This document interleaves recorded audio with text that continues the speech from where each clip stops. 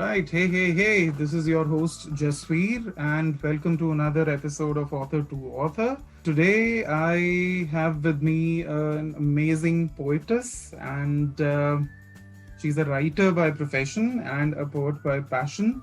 A Teaspoon of Stars is her recent collection of English poems. She has authored three books of poems before this: Moonlight, Monochrome in English, and two books in Marathi. A storyteller of sorts. The moon is her muse. Poetry for Chandrama is that one streak of silver lining amidst the chaos of life. Being an avid reader, performer, and a part time playwright, she believes nothing touches her soul the way poetry does. Chandrama lives in Bangalore and she is with us. Chandrama, welcome to the podcast. Thank you. Thank you, Jasveer. It's a pleasure to be here. Thank you. Thank you for taking time out to be with us. So, Chandrama, what does poetry mean to you? I mean, why do you write poems? Uh, I think poetry, even in my bio, the way it mentions is that one streak of silver lining amidst the chaos of life. So I think art in any form just, gives us so much strength and gives us so much self-awareness. And it is like an escape into the world of your own. So poetry just happened to me. Poetry, I have been, a literature lover, a literature student. There was a lot of literature in my family. My dad loved to read, and when I was a kid, my grandmother told us a lot of fairy tales. And I think that's where the love for fiction and a world beyond what is visible to the eye kind of came into existence. And I think poetry comes very, very close to that. To say something in just those few words, and leave it to the reader to interpret. So I think poetry happened to me through this journey, and even today, I don't consider that I have reached and, I am really a poet. I think I'm still learning, I'm still discovering, I'm still finding myself through poetry. Mhm. So tell us something about your childhood. Where did you spend your childhood? Where did you do your early education and all? Tell us about that. My dad was a police officer, and these government jobs, you have to keep shifting. He used to get transferred very often. So I kept changing schools from one city to other, and we lived with our grandparents as kids. My parents, my grandparents, me, and my younger brother, and. I think the thing that I remember the most about my childhood was, of course, there was no social media at that time, and there were mobile phones also weren't like that common. We just had landlines then. That's how old I am. So I think there were a lot of conversations. There was a lot of communication. There was a lot of, going out and playing and making friends in person and looking at each other and asking questions and, smiling at people and hugging people and holding hands. So I feel very blessed that way to be a part of a generation that was not just limited to the screen. We had such close contact with our grandparents. They were always accessible, unlike for kids these days. And though my dad was a cop, my mother was a housewife, and she was always around. So I think that part of my childhood, which is very, very precious to me, and even when I go home, I feel the nostalgia. I feel like I see little pieces of my childhood there. Our transfers from one place to another kind of never really gave us a home. So there is a poem in my book, in my new book, A Teaspoon of Stars, which is called Home. And, by the end of the poem, it says that home could actually just be a myth, and a myth that we seek solace in. So we've always like packed our bags and moved, packed our bags and moved. So I think the feeling of everyone being together and being a part of this unit to me was home. So my dad, got many transfers, and I did schooling in small towns and big cities. And then later part of my life, I was in Bombay. I did my master's in Bombay in English literature. And then I moved to Bangalore, and I've been living in Bangalore for the past 13 years now. Wow. Okay. So that sort of shaped up your taste in poems, right? Yes. Okay. So when is the earliest that you remember you wrote something? You know? Yeah.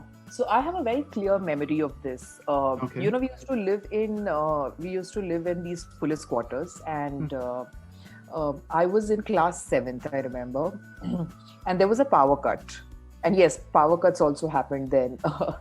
So, I think people have just forgotten what power cuts is now, because Yeah. there are inverters and stuff. So there used to be like these major power cuts during summer, and I was in the 7th grade, and we were all sitting. And the best thing about power cuts was that the entire family came together. So we were all sitting on the dining table, just chatting and generally just lazing around. And there was a candle lit in the center of the table.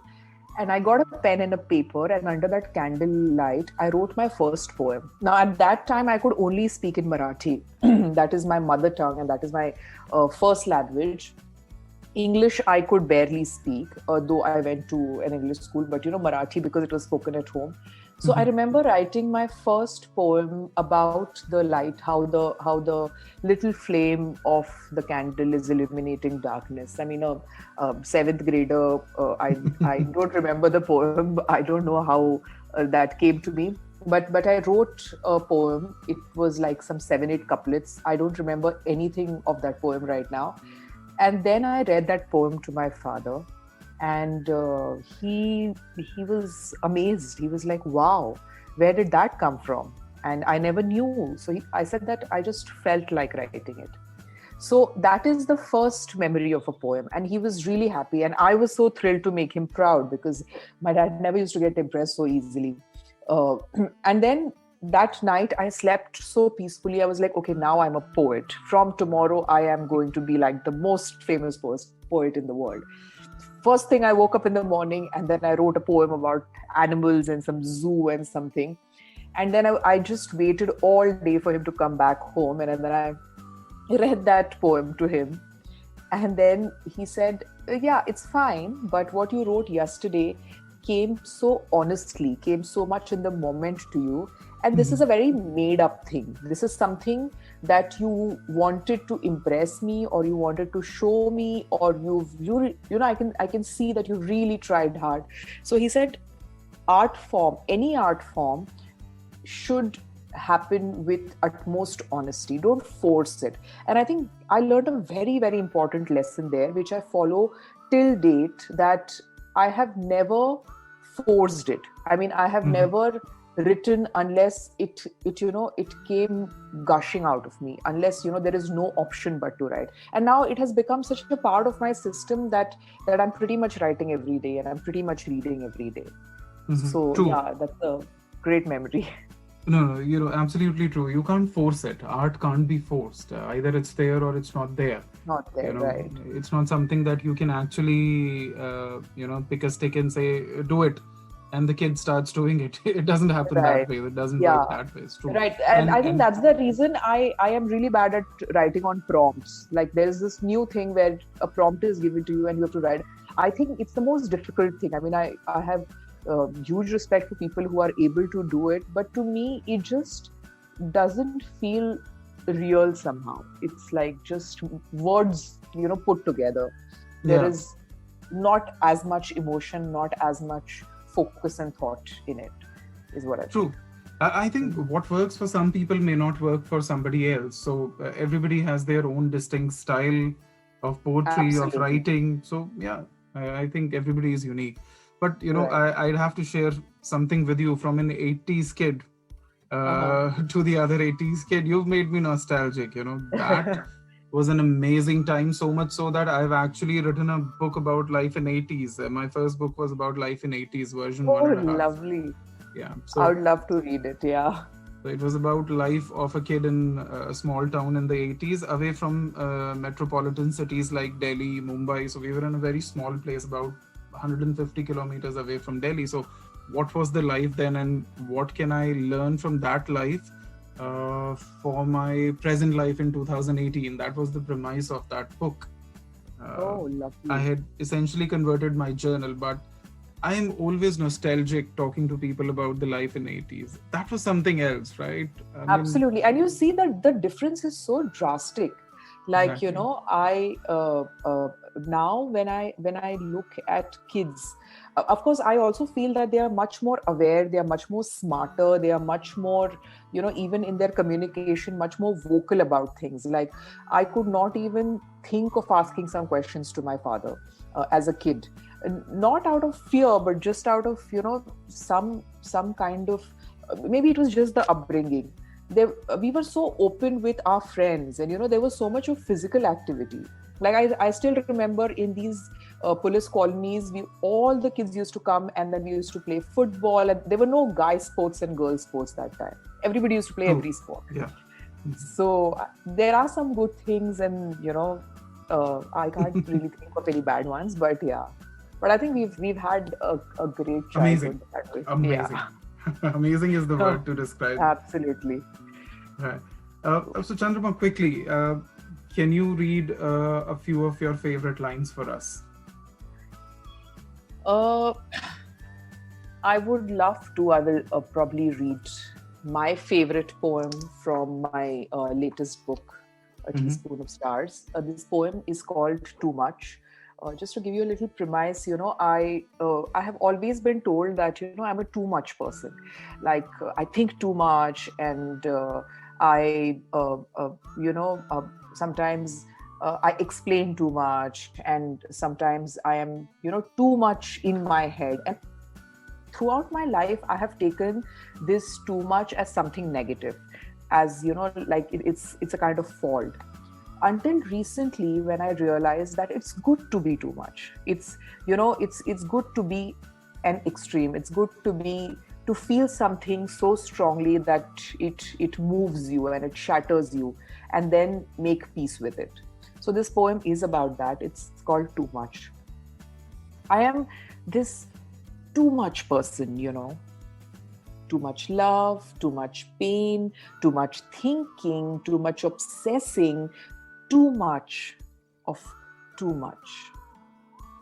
This intensity gets exhausting. This intensity gets exhausting. I am either birthing butterflies or breaking patterns. I am either churning nights or sleepwalking through days. I am either loving ferociously or fixing my worn out heart with a sandpaper.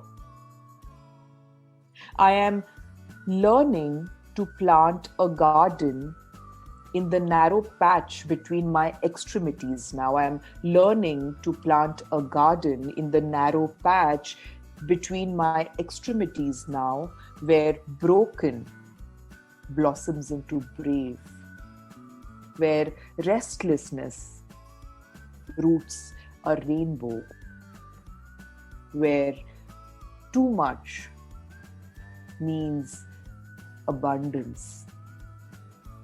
I am this too much person, Thank you. Wow. That was amazing and honest. Yes, And yeah, that's me. I think what your father said has had a deep impact on the way you write. Totally. I totally can I can see that in this poem. Really wonderful. Thank Um, you. so they say writing is very difficult, and poetry is I can't even think about it. So, what is the most difficult part of your writing process? Um, I have been writing for the past 22 years now. My first book was published when I was 15 years old. I was in class 10. My second book was published when I was doing my graduation first year. And the third and fourth were recent. I think it is a journey. Uh, Mm-hmm. Before getting easy, everything is difficult. But in my case, poetry or reading or literature has always been a rescue. So Mm-hmm. whenever even now when I work a full-time job, and whenever things are a little stressful, and there are targets to be met, and there's other chaos in life, I come back to poetry. So to me, it was never a skill that I had to learn and get better at. To me, it was like a home. It was a place I want to come back to, a place that gives me comfort. So there was never really anything difficult about writing, but it took me a lot of courage to bare my soul to strangers. So between my second book, which was in Marathi, and the third book, there was a gap of almost 15 years. Moonlit Monochrome, I had written long back, and it took me 2 to 3 years just to gather that courage to get the poems out, because these poems are about some of my darkest times. These poems are about some things that people don't know about me. And I was like, do I really want to show to the world what I am in my truest self? And I used to read these poems to a lot of friends and all, and everyone encouraged me, and they were like, this is what everyone is going through. And after the book came out, the book did so well, and this was in 2018, uh, Mm-hmm. and people got back to me with such beautiful messages and such amazing acknowledgement and appreciation. And I think the best thing that happened then was this realization that people see themselves in my work. Someone used to call me and say, dude, this is me, ye to mera life hai, and this is exactly what happened to me, and this is my mom that you've written about, or this is my boyfriend that you are describing. So when you see that your words, people are resonating with something that you've written, you suddenly start feeling one with the community. You suddenly start feeling, oh, I am not the only weird one. I am not the only one who is going through all these turbulences. I am not the only one who is feeling so off the grid. And I think that in itself has been a very, very big strength. So the Mm-hmm. latest book, A Teaspoon of Stars, is just about that. So the name A Teaspoon of Stars is because of that. That the suffering and survival connects us to each other, and we become Right. a part of a community. And this is our teaspoon of stars to brighten up our bitter black nights. So True. there was nothing difficult about it, but it has been a journey. Every journey has its obstacles. Every journey has its learning. Like my poems, say 10 years back, and my poems now. I edit a lot now. I read a lot of poetry. Earlier, I thought that I am a poet. I don't need to read poetry, but I have come to a place where I also want to read and not just famous poets, not just Shakespeare. Only Shakespeare is not poetry, but I try and read the contemporary poets. I try and read, my friends who write. I try Mm-hmm. and understand poetry, the technicality of poetry. The honesty has to be there, but I think as you grow uh, as an artist, I think you need to groom yourself accordingly. Mm-hmm. Earlier, my poems were too verbose. I used to say everything. Now I just say that bit which the reader needs to read. And there are times when the reader will complete the thought, because I want to keep that space open where you can see your life in those words. It should just be a trigger. It should not give you my story. It should just be a little window that can help you look into your life. So I think Right. that is something that has been a learning. Right. Like you said that you've improved a lot. You've moved from one stage of writing to another stage. Now probably it's more mature. So, Yeah. would you, contribute that to the reader reviews that you get? Is that a way of improving your writing? Partly yes. It always feels good when people acknowledge and people appreciate and people say they like your work.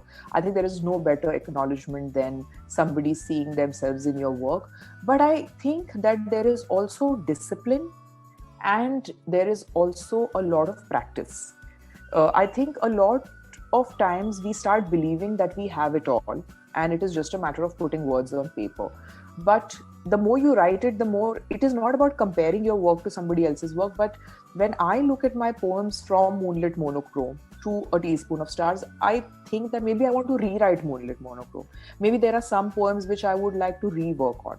Mm-hmm. So it has taken a lot of, like, I write every day, come what may. Sometimes I'll write on my phone, sometimes I'll write on my laptop, sometimes I'll write on in my diary.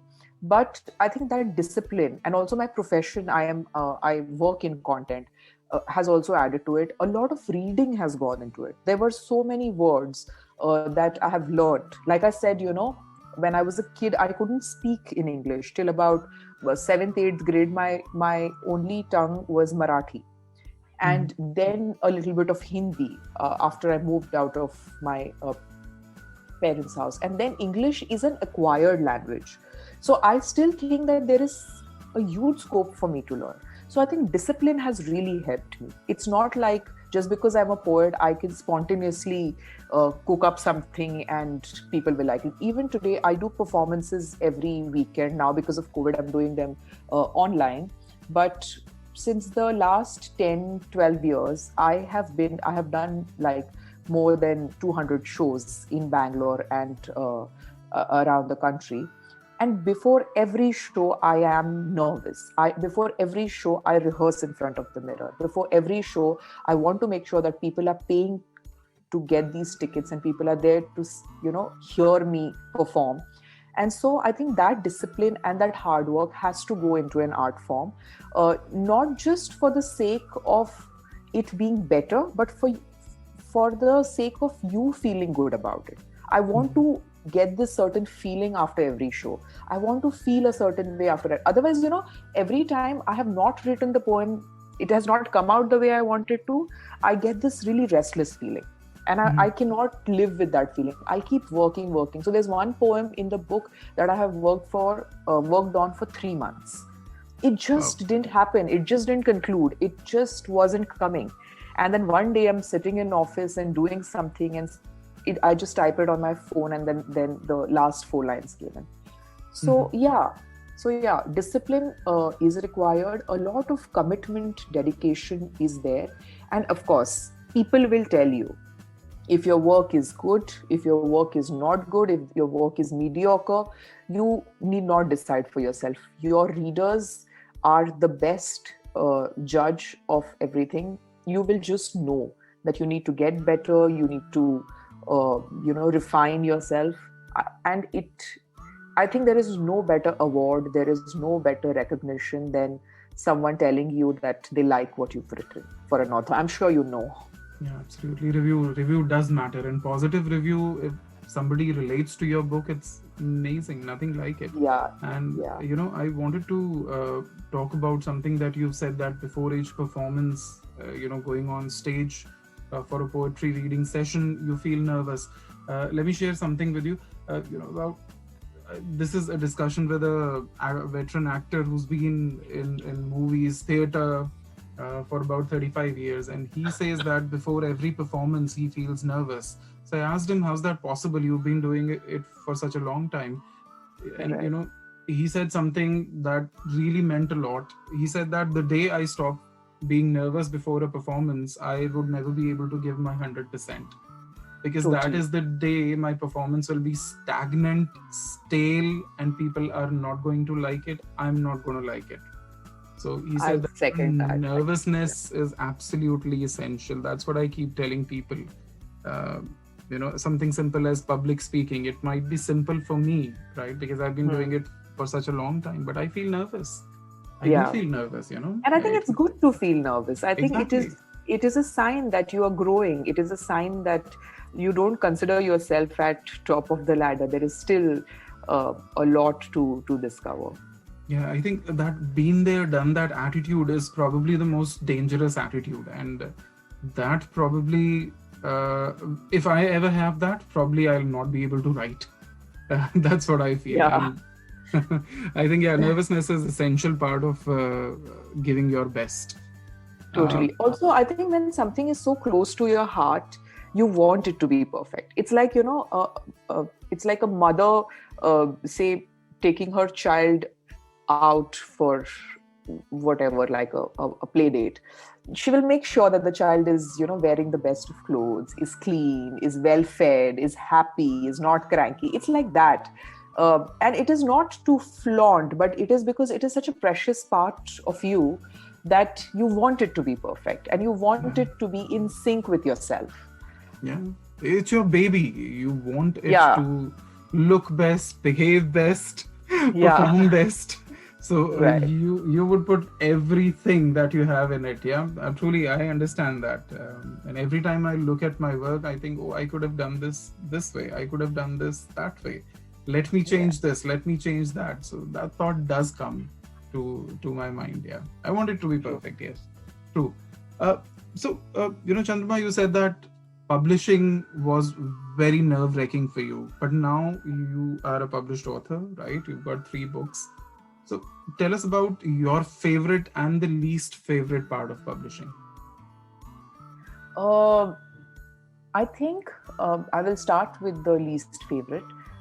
Is this entire chaos of traditional publishers. I think the biggest problem that I faced was that every time I went to a publisher, I have written to around 27, 28 publishers. And most of them said that they don't publish poetry because poetry doesn't sell.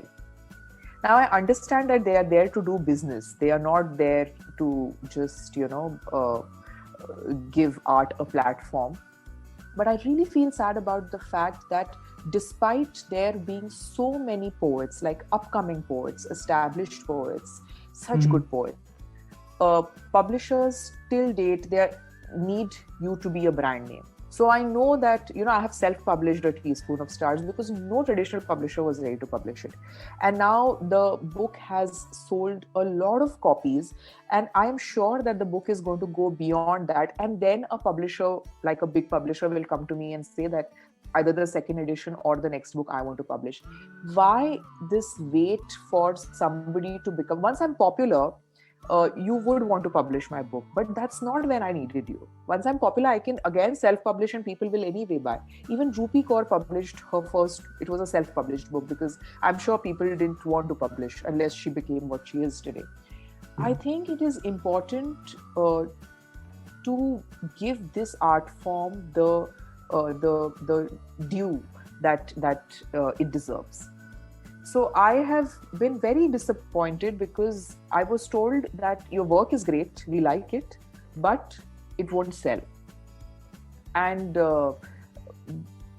after 28 publishers, I decided that I want to get the book out. And so I just went ahead and I paid the money and I self-published, and I have already recovered that money and the book is doing well and I've done it my way.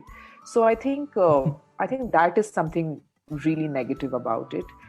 In fact, now just a month back, a traditional publisher got in touch with me and asked me that, would you want to do a second edition of A Teaspoon of Stars? And I was not sure. I think I like self-publishing now. Traditional publishing can be complicated. Yeah. It can be. And it's okay for novels. So when I got in touch with another popular publisher, they said that if you have a novel written, we will publish. We just have a certain checklist. So if you have a story, then we are happy. If you have a book, a children's literature book, then we are okay. But poetry is something we are not too keen on, which I don't understand. I mean, poetry is so big in India and it is only growing. So I was a little disappointed there. Yeah, but now tables have turned. Now tables have turned by the grace of God. and by the love of all my readers. The book has done, A Teaspoon of Stars has done phenomenally well. I keep sharing some of the messages that I get from readers. On my last birthday, there is this girl who sent me a message and said that I was into major depression, and I was when I went and saw a doctor, I was diagnosed with a bipolar disorder.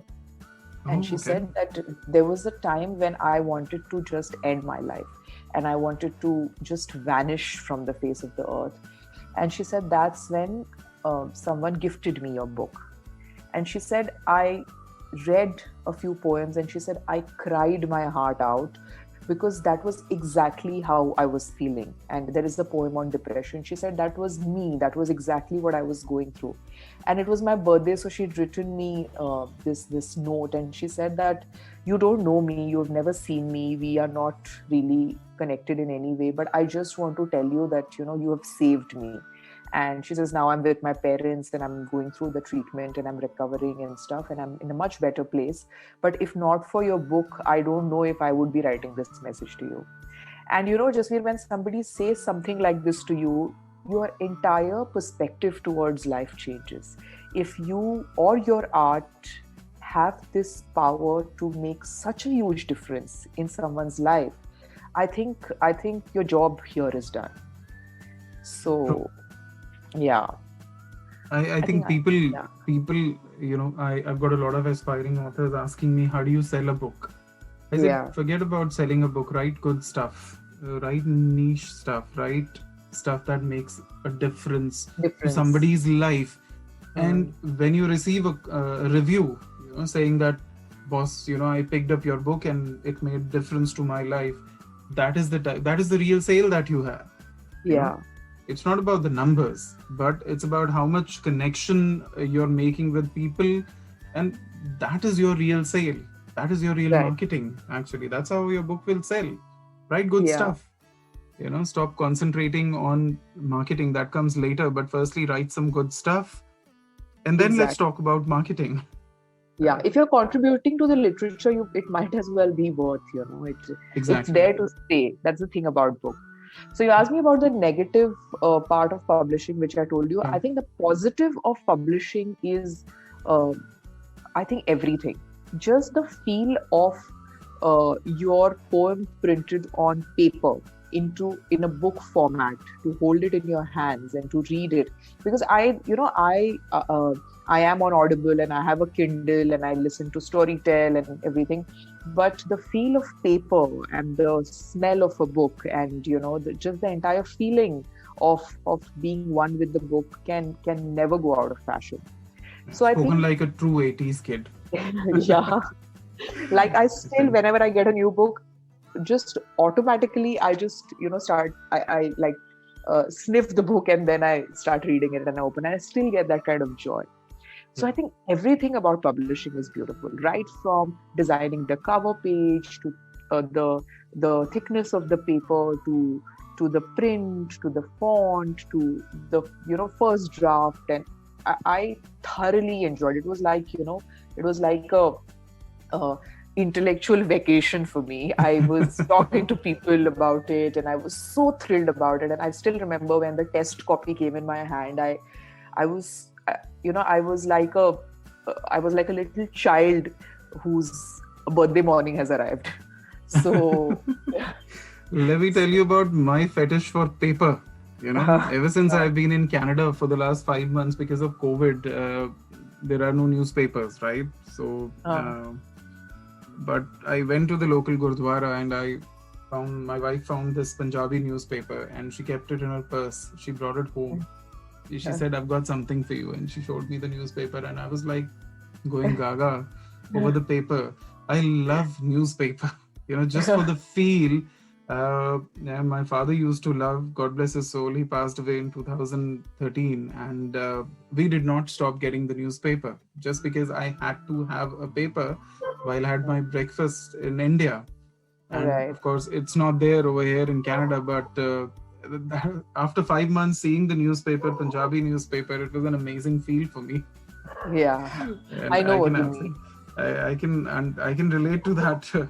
that fetish for paper book. It's a different feel altogether, different smell. Absolutely. The touch Yeah. of paper is amazing. I was also told that, why don't you just publish on KDP? Why Yeah, get a physical book? But there's nothing like a physical book. Like there's nothing. my house is filled with books, and I feel I don't have enough. And I've read them, so it's not even like they are in my to be read list. But uh, I can never get over paper, like you said. I think people Also who are writing. asking you, people who are asking you have probably never had that joy of holding a book. They Yes. don't know the excitement. Right, right. Even the joy of writing. I mean, of course, Yeah. it's so much more easier to type, but every, now and then I like to write in my diary. Uh, it just gets me closer to the roots, I feel. Yeah, I think that's a lost art. Writing, as in physical writing, is now a lost art. Even with Yeah, schools going digital, I think that's going to pretty much vanish from school education as well pretty soon. yeah, true. Writing. I still write letters to friends, and I Oh, still get the replies back. Yeah, I still have a fountain pen I write with. So I'm quite old school that way. great. Yeah. Chandrama, how often do you write? I mean, people say writing needs time. Yeah. Hmm. So, how often do you write? I uh, I write a little bit every day. It could just be an Instagram post, it could be a poem, it could be just my diary. Uh, of course, like I said, I also write for a living, but that is not too much of my personal writing. But unless I'm traveling or unless the day has been like super packed, I read pretty much every day, and I make it a point to write every day. Okay. So I think my followers get an overdose of my posts. So I am constantly scribbling something and publishing it. And I also do a lot of Mhm. personal writing. So probably just a little bit of what I write goes out. And I also do writing for myself. Okay. Okay. But And every which writers inspire you? What does Chandrama read when she's not writing? Or rather, so who does she read? Yeah, I have, of course, a lot of favorites. Like, I love the works of Amitav Ghosh. I discovered it when in my literature course, Mhm. and in terms of poetry, I think Pablo Neruda, Kabla Das, Eunice D'Souza, Aga Shahid Ali. But I was following a trend because of studying literature. There are these very popular authors that you're reading, like Dostoevsky or D.H. Yeah. Lawrence, or like a Mhm. very known names. But recently, I think in the last 5-6 years, I have realized that there are such amazing new authors coming up. Like I recently read this book called Educated by uh, uh, Tara Westover, I think. I last month read The Midnight Library by uh, Matt Haig, and I realized that this is an entire world that is unknown to me. So I make it a point that I read one popular book, someone I want to read, and then I read a book that people are not talking about. So Mhm. a friend told me about this book, which is called The Weight of Ink, which is not available in India. It was not available then, at least in India. And I asked her to pick it for me, and I eventually I got it on Amazon for a really high price. But then I bought it, and what a beautiful book it is! And nobody speaks about it. Nobody knows about it. Mhm. I think Rachel Kadish is the author. I don't know if I'm pronouncing it properly. Elf Shafak was such a find. I read The 40 Rules of Love by Elf Shafak, and something in me just like changed forever.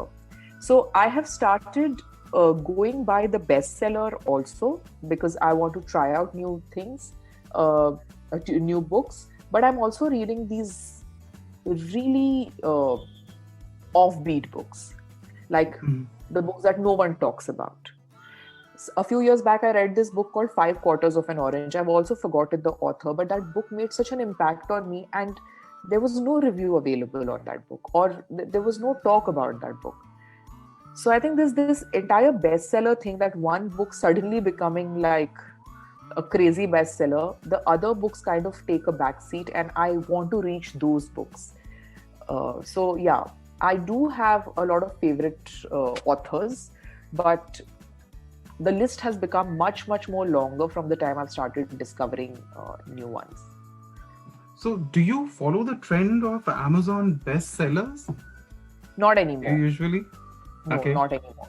I have this set of friends, and our choices in books match.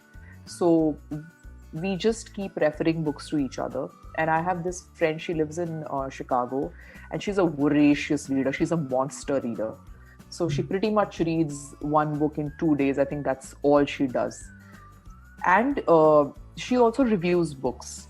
So she keeps telling me about these. So there was this book called The Unnecessary Woman, and it was not available in paperback, so I downloaded on my Kindle, and what a brilliant piece of work from the perspective of a woman. So she keeps telling me these books, and I keep getting them and reading them. I've stopped following the bestseller, any bestseller things. I read a little bit of reviews on Goodreads, but I don't follow it, because there are so many books and there is only so much time and there's only one life. I only want to choose what connects to me. Yeah. Rather than what is popular.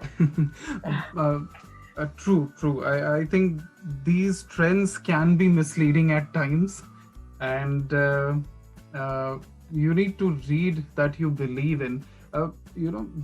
Just out of curiosity, Five Quarters of the Orange, the book that we were talking about, was that sort of set somewhere around the World War? No, it was a personal story. Okay. About a woman who eventually starts her own restaurant, and it was a very, very emotional book. It wasn't about the World War. Yeah, I'm mixing it up with the Joanne Harris book. It goes by the name Five Quarters of the Orange. It's set during World War II. I thought you were talking about that book. Okay. No. Yeah. Okay. So, please let us know about your future plans, your future projects. What are you working on currently? So I am trying to, of course, poetry is going on and on and on.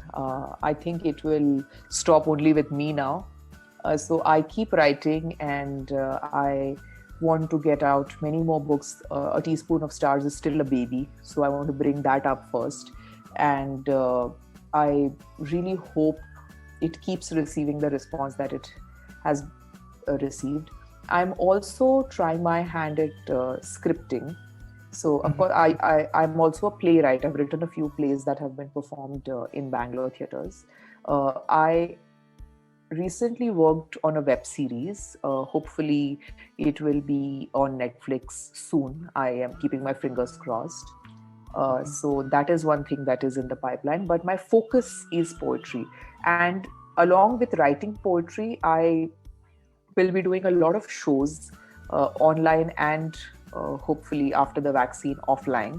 And I would love for people to attend these shows and see poetry being performed, because we only know the concept of reading poetry, but the performance can also be really liberating for the performer and for the audience. And that's going to be quite unique. So fingers crossed for that. Yes. There are things in pipeline, nothing decided as yet, but taking it one day at a time. Okay. Now, I really hope things get back to normal and we all can, start doing what we were meant to do. Totally. And not stick to online sessions. I think for us writers, it's not too bad, but I am feeling now. I'm feeling the fear and the pause that life has been. I want it to play again. True. Yeah. What a wonderful conversation, Chandrama. Really loved it. Thank you so finally, much. What is that one message that you want to give to young and aspiring authors? Um I think I started this conversation with the message, and I'll end it with the message that Yeah. a lot of times, from a lot of places, you will hear or you will feel that uh, you're not meant to be an author. You will start doubting yourself, but just get your thoughts on paper and start writing, and I promise you everything will eventually fall on place. Do not give up on your dream of becoming an author or a poet. Just continue doing it. And last and the most important thing is write with complete honesty. Write because you want to write. Not don't write because somebody should like it. And though reviews and followers and likes and shares and everything has become a very big deal these days, I think the joy of writing for yourself as a form of a catharsis is the most beautiful and the most pure thing about any art form. So do it with all your heart, with all the honesty, with your complete being, and I know that it will take you through. I think true.